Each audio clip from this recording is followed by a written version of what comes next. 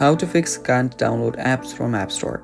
Hello guys, this is Atticus and welcome back to another tutorial video. In today's video, I'll teach you guys how you can fix App Store not downloading apps in iPhone. So let's get started. So the first thing that you'll need to keep in mind is your Wi-Fi connection.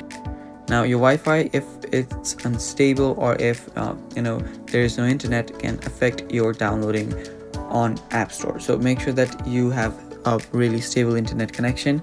You can just turn it off, turn it back on again. You can turn off the router and then turn it back on again as well. After doing that and after having a really strong Wi-Fi, you can try to download the apps again. If that does not work, what you'll need to do is head over to your settings, and after you find General, this one right here, tap on General and make sure that your iPhone's software is updated to the latest version.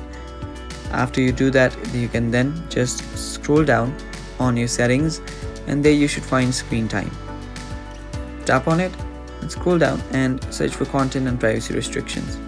Now you can turn off all of your privacy restrictions as well, and after you do that, you can head back to the settings, come back to General, and if that does not fix your issue, scroll down and there you'll find Transfer or Reset iPhone. Tap on it and then tap on Reset.